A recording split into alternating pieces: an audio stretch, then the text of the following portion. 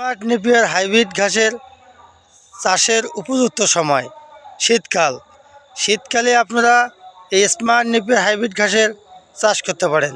এটা একটি উপযুক্ত সময় এবং আদর্শ সময়। যারা দেশ এবং প্রবাস থেকে আমার এই ঘাসের প্রজেক্ট দেখতেছেন, যে ঘাসটা দেখতে পাচ্ছেন, এই ঘাসটার নাম ইন্দোনেশিয়ান স্মার্ট নেপিয়ার হাইব্রিড ঘাস। মার্শাল্লাহ বাম্পার ফলন হয়েছে। ঘাসটি দ্রুত বর্ধনশীল, খামার উপযোগী ঘাস।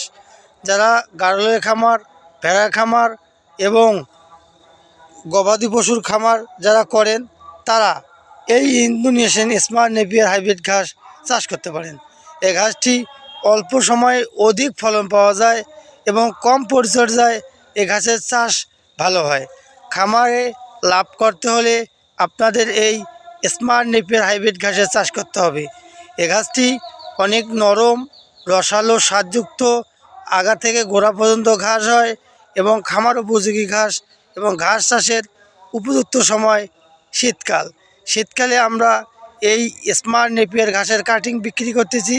যারা এই স্মার্ট নেপিয়ার ঘাসের কাটিং সংগ্রহ করতে চান, অবশ্যই আমার স্ক্রিনে দেওয়া নাম্বারে কল করবেন।